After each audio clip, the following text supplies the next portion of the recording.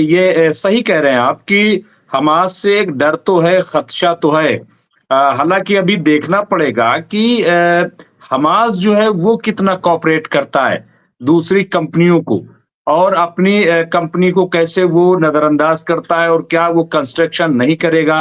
क्या वो अंदर जो है टनल है उस पे काम नहीं करेगा? ये भी बहुत सारी बातें हैं उसमें। क्योंकि बहरहाल लगाम तो हमास के हाथ में ही रहेगी वहाँ की।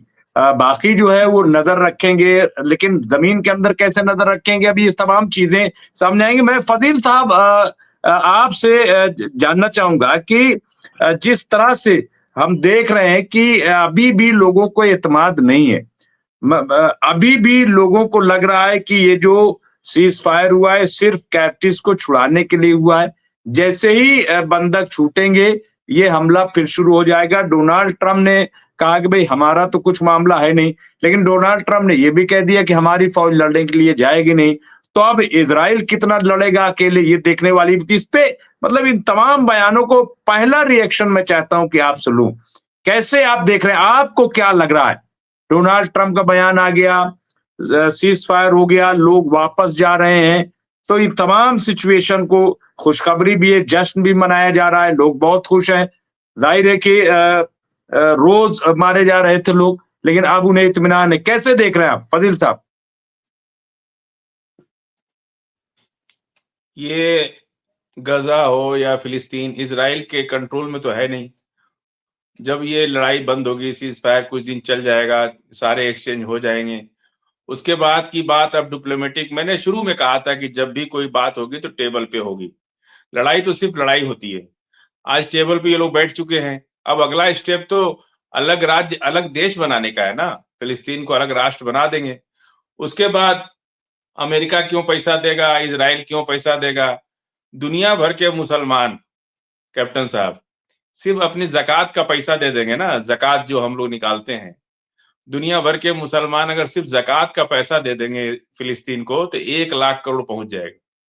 मिनिमम बता रहा हूं मैं, मतलब 1 लाख करोड़ से शुरू हो जाएगा। ना तो इजराइल की जरूरत है ना अमेरिका की जरूरत है। अभी इस दुनिया में मुसलमान इस लायक है कि वो फिलिस्तीन का सहारा बन सके। और वो पैसा दे करके टर्म्स कंडीशन पे तो लोन कोई नहीं लेता है। लोन भी लेने जाइए तो टर्म्स कंडीशन पे नहीं लेता है। दोनों की टर्म्स कंडीशन होती है तब लेता है।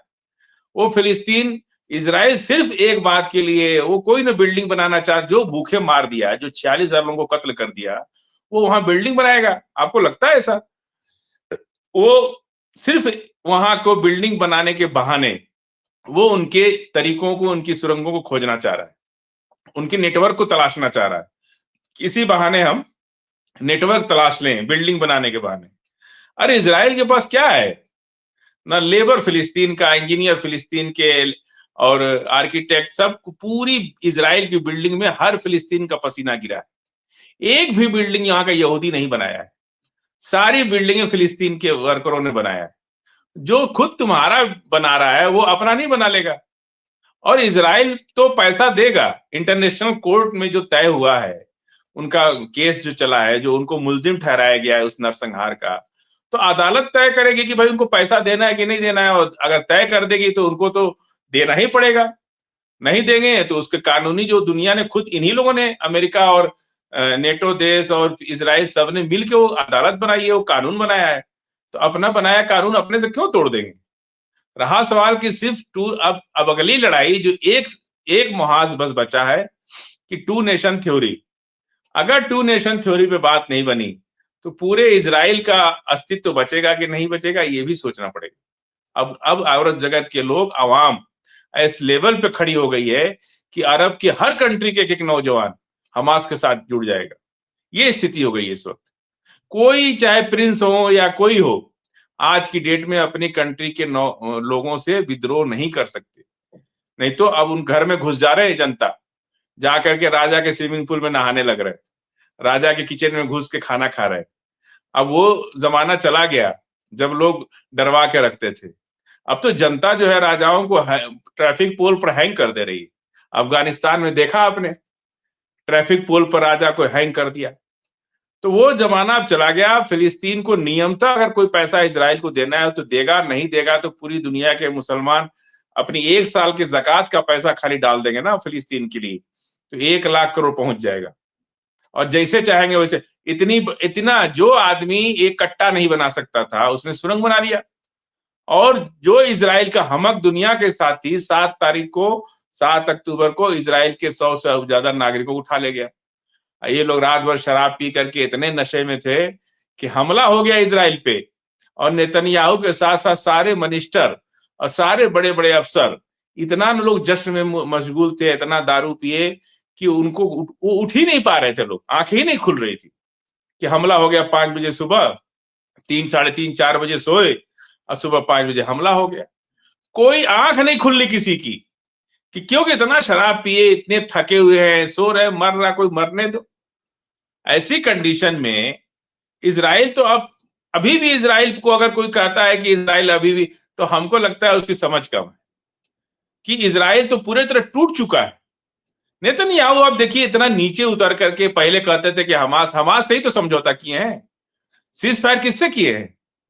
खान उनसे किए, जो वहां के, क्या नाम बताया आपने भी, भूल गया मैं, अब्बास साहब से। अब्बास साहब से नहीं किए ना, पहले तो कह रहे थे कि अब्बास साहब को ही हम प्रधानमंत्री बनाएंगे। जिस हमास को ये कहते थे कि वो लीडरशिप में नहीं रहेंगे, उसी हमास से सीज फायर किया इन्होंने, और मजबूर होकर किया। और आज तो हमास का मनोबल बहुत ऊपर है। आज से 14 महीना पहले दुनिया नहीं जानती थी कि हमास के पास क्या है। आज तो दुनिया जान चुकी है कि हमास के पास क्या है। 14 महीना में प्रूफ कर दिया हमास ने। और इजराइल की शर्त पर, जिस तरह से अफगानिस्तान के अंदर तालिबान ही तो आज राज कर रहा है ना वहां पे, तो इजराइल कैसे कह सकता है कि इजराइल की शर्त पर फिलिस्तीन के लोग अगर जीना होता तो 14 महीने में 46,000 लोगों को मारने की जरूरत ही क्या थी? फिर तो उनकी गुलामी बर्दाश्त कर लेते। हसन नसरुल्लाह साहब, कई इंजीनियर, कई बड़े लीडर मारे गए, शहीद हुए इस लड़ाई में। अगर इतनी गुलामी को बर्दाश्त करने की कुवत थी, फिर 46,000 लोगों को मारने की जरूरत ही नहीं थी। आप उनके सरबराह बन जाते, उनके गुलामी स्वीकार कर लेते। वो कहते दिन को रात कहो, ये लोग रात कहते। वो खाना दे देते, खा लेते। वो घर दे देते, रह लेते। लेकिन हर आदमी तो गुलामी बर्दाश्त नहीं करता। फिलिस्तीन के लोगों की लड़ाई पिछले 40 साल से, न जाने कितनी कुर्बानियों के खून से सनी हुई वो धरती, जिसपे आज इमारत बनने जा रही। आज लोग खुश है। देखिए 46,000 लोगों के मरने के बाद भी खुशी है। एक माँ के 2 बच्चा, एक बच्चा मर गया, दूसरे बच्चे को भी वो हथियार दे के कह रही कि जाओ इजराइल के खिलाफ लड़ो। ये जज्बा है वहां। और जहां आईडीएफ भाग रही है, वही हमास लगातार भर्ती कर रहा है। जहां लोग छुट्टी पे जा रहे हैं तो वापस नहीं आ रहे, और हमास हर रोज नए नए 1,000-2,000 लोगों को भर्ती कर रहा है। इसलिए मोराल बहुत अप है। फिलिस्तीन को अब किसी की कोई जरूरत नहीं है। वो अपना घर भी बना लेगा, अपनी सड़कें भी बना लेगा, और जो कुछ भी बनाना है। फिलिस्तीन का सिर्फ इजराइल से क्लेश खत्म हो जाए, दुनिया का सबसे बड़ा पर्यटक केंद्र बन सकता है इस फिलिस्तीन, क्योंकि समुद्र के किनारे पे है। इतना लंबा एरिया समुद्र के किनारे पे, सी फेसिंग जो पूरा देश है, पूरी दुनिया के पर्यटन का केंद्र, सबसे खूबसूरत समुद्र है वहां पे। और वहां पे होटल बन सकता है, वहां सब कुछ हो सकता है। एक बार बस इजराइल का कांटा निकल जाए, बस जो हलक में फंस गया ना मछली खाते समय, वो कांटा जब तक नहीं निकलेगा तब तक खाना निकलना बड़ा मुश्किल है। एक बार इजराइल का क्लेश खत्म हो, या नहीं, ये इजराइल कांटा खत्म हो जाए निकलने से, या ये झगड़ा खत्म हो जाए। कांटा निकलने से क्या मुराद है आपकी? क्या कांटा जो है मतलब? कांटा का मतलब यही है कि या तो इजराइल खत्म हो जाए या तो ये झगड़ा खत्म हो जाए। दो में से एक को होना है इस बार मुमताज भाई, दो में से एक होना है। या तो इजराइल खत्म होगा, नहीं तो ये क्लेश खत्म होगा। ये जान लीजिए आप। ये लड़ाई तो अभी अभी एंड नहीं है इसका। मैं अभी एंड मत समझिए। तब तक मैं एंड नहीं आपके होगा पास, जब तक फिलिस्तीन को अलग राष्ट्र नहीं बना देंगे। मैं जब आपके तक पास आऊंगा। फिलिस्तीन को अलग राष्ट्र नहीं बना देंगे तब तक नहीं क्लेश होगा। और अगर इस मड़ंगेबाजी इन्होंने किया तो याद रखिए, मैंने जो बात कहा आपसे कि जॉर्डन में सभी लोग इकट्ठा होंगे और तेल अवीव की तरफ कूच करेंगे, और उसी पर तय होगा कि या तो क्लेश खत्म होगा, नहीं तो इजराइल खत्म होगा।